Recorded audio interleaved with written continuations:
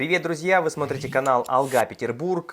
Сегодня у нас онлайн-конференция в студии Саша Карельский, на другом конце провода Ваня Червинский.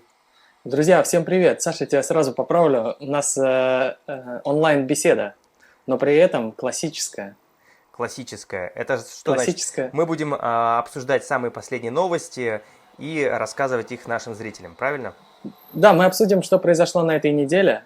Все-таки нам так повезло, что сегодня с нами в студии Саша Карельский, главный поставщик новостей на канале Алга Петербург. И мы сможем из первых уст, получается, все самые важные вещи, самые важные новости, которые произошли на этой неделе, обсудить в подробностях, в деталях, но при этом очень компактно и быстро. Ну, постараемся, потому что, несмотря на то, что Димаш находится на карантине, новости почему-то регулярно поступают и не дают нам скучать. Вот важная новость, которую все и нам присылали в Инстаграм, то, что Димаш Кудайберген оказал помощь нуждающимся семьям из Нур-Султана и Актебе. Популярный исполнитель передал 5 тонн продуктов, которые получат 100 семей, живущих в столице республики Нур-Султан и городе Актобе. Об этом сообщает мне Рамблер. Саш, ты вот пока уехал в Карелию, да, ты не знаешь, что у нас в Санкт-Петербурге сейчас тоже появляются движения такие волонтерские, и молодые ребята, они помогают доставлять продукты, помогают какие-то домашние дела делать, помогают гулять даже с животными, пожилым людям, которым лучше сейчас оставаться дома. И мне кажется, что если у человека есть такая возможность как-то помочь близкому, то это правильно, это нужно делать обязательно. И, наверное, вот как раз от того, как сейчас себя люди проявят в такое тяжелое время, и будет зависеть наше счастливое будущее. Вот. И то, что Димаш Канатович вот такой пример подает всем нам, как нужно себя вести вот в это тяжелое время, я думаю, что это правильно. Слушай, Вань, самое интересное, что если бы не уважаемый Рамблер, то я бы никогда не узнал о том, что Димаш совершает такие благие поступки. То есть он это не афиширует никаким способом, а наоборот делает это максимально секретно. Вот. Благо есть журналисты, которые могут, так сказать, найти лазейки к этим новостям. Ну, это правильно, что вот такие вот новости появляются, а не новости другого характера, которые мы с вами тоже видим постоянно. Они вот прям лезут изо всех щелей, и не знаешь, как их остановить. Ну, Это хорошо, что вот есть возможность, например, пересмотреть нью-йоркский концерт и как бы восстановиться. Да, я постоянно встречаю, типа, 5 шокирующих заголовков про Димаша Кудайбергена и так далее. То есть, но сегодня А я будем... сейчас, кстати, не только про Димаша Кудайбергена, я сейчас вообще про все новости, которые сейчас, они вот, реально фактически лезут изо всех щелей. Слушай, согласен, новостного голода нет точно. А вот что сделал Димаш официально на своем инстаграм-аккаунте, так это поздравил великого актера Джеки Чана, своего замечательного друга. 7 апреля у Джеки Чана было день рождения, ему исполнилось 66 лет. И вот Димаш написал прекрасный пост поздравления человеку, с которым сейчас поддерживает тесную связь. Мы, конечно, с тобой тоже должны поздравить Джеки Чана, вот, и мы с тобой, я знаю, что берем пример во многом. У Джеки Чана же очень богатая биография, вот, и я даже, насколько помню, он из самой простой семьи появился, и таким образом его жизнь сложилась, что он с самых низов поднялся, пробился на самый верх, и он сейчас не только номер один в Китае, да, я думаю, что в мире шоу-бизнеса номер один, но и во всем мире второго Джеки Чана явно не найти. Вот ты сказал, Вань, про пример. Действительно, я вчера тоже начал готовить, ну, когда готовил, вернее, новости об этом артисте, то с сегодняшнего дня уже ем палочками. Вот. Да? А еще я, когда читал, узнал о том, что, оказывается, Джеки Чан за свою деятельность освоил так много профессий. И вот я узнал о том, что он актер, каскадер, кинорежиссер, продюсер, сценарист, постановщик трюков, боевых сцен, певец, филантроп и мастер боевых искусств. То есть представляешь, какое количество профессий ему удалось освоить за свою жизнь. И он, кстати, не останавливается, он продолжает учиться каждый день. Так вот, И я тебе, совсем недавно у него была презентация альбома, на котором Димаш, собственно, присутствовал. да. Кстати, кто слышал песни Джеки Чана «Поставьте лайк», потому что, потому что, ну, я вот регулярно одну композицию прослушиваю Джеки Чана, она у меня сохранена в моем плейлисте, и мне она доставляет очень много приятных эмоций. Я могу тебе сказать, что не только у Джеки Чана, а еще у одного очень талантливого человека недавно было день рождения. Да, и А, я даже думаю, что мы обязательно должны об этом прямо сейчас сказать, потому что у народного эксперта Людмилы Владимировны Мамызиной недавно было день рождения, 85 лет, и мне кажется, что мы обязательно должны поздравить ее на нашем канале. Мы, во-первых, прямо сейчас поздравляем Людмилу Владимировну с этим праздником. Это наша хорошая, добрая, боевая подруга, которая уже так много выпусков сделала на нашем канале, так прекрасно научилась пользоваться всеми современными устройствами и сейчас вот ни в чем себе не отказывает, прекрасно выглядит на фоне молодежи.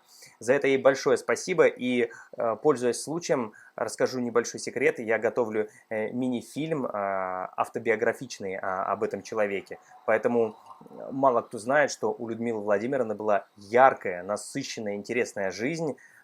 И о ней я вам постараюсь рассказать в ближайшее время в своем сюжете. Саш, с твоего позволения сделаю небольшой инсайт, ведь я уже слышал несколько вот этих историй.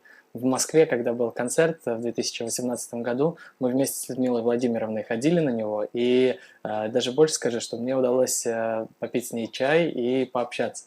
И она рассказала немного о своей жизни, и там увлекательная история, лучше любого блокбастера, поэтому я думаю, что твоя передача получится очень интересной.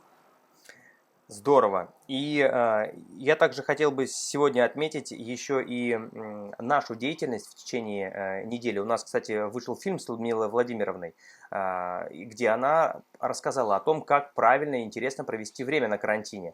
Сделала классную подборку, поэтому не поленитесь, посмотрите и обязательно воспользуйтесь советом нашего народного эксперта. Саш, давай, нам нужно, наверное, сказать, что почему. Вот наверняка кто-то из молодежи нас сейчас смотрит, вот, например, такие, как мы с тобой, да, и даже, может, моложе, и нам надо сказать обязательно, почему надо прислушиваться к мнению старших. Потому что мудрые люди плохого не посоветуют. Да, это же проблема, что молодежь, она не всегда слушает то, что говорят старшие, и Да, всегда кажется, всегда что хотят уже сделать по-своему. надо сделать по-своему, и что вот уже там старшее поколение выжило из ума. Но на самом деле, дорогие друзья, если вы нас смотрите и вы считаете действительно, что не стоит прислушиваться к опыту, который был накоплен за очень богатые и яркие жизни, друзья, это не так обязательно. Слушайте, что вам говорят старшее поколение. И от этого будет зависеть, сколько ошибок сделаете вы в вашей собственной жизни. Не обязательно учиться через ошибки, можно учиться через ошибки других людей, особенно если они готовы и рады делиться ими. Прекрасный совет. И я думаю, что касаемо вообще информации, еще можно ее подчеркнуть в передаче, которая также вышла у нас на канале, Вань. Это интервью с ректором Казахского национального института. Вот, Айман Мусахаджаева рассказывала о том, как Димаш поступил в этот замечательный вуз, и как много он трудился, как много он работал, и буквально своим собственным трудом достиг тех высот, которые сегодня радуют всех своих поклонников. Поэтому, кто еще не видел... Айман Мусахаджаева, это, по-моему, первая скрипка Казахстана, да? Это действительно один из выдающихся деятелей Казахстана, который, в принципе, тоже снискал мировую славу, один из первых. Вот. И поэтому было очень интересно посмотреть те лестные слова, которые она говорит о Димаше. Поэтому, кто не видел, обязательно посмотрите. Небольшой фрагмент есть на нашем канале, поищите. Да. И...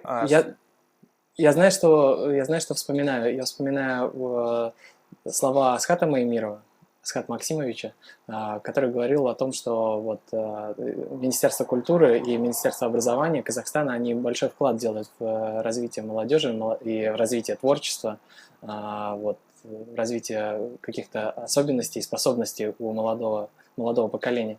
И то, что вот появление Димаша, это не случайно. И появление многих других молодых артистов, это тоже не случайно. Что это такая запланированная программа, по которой работает и получается вся страна. И вот то, что сейчас происходит, что появляются молодые таланты, и Димаш как ледокол прорубает для них путь и прокладывает маршрут.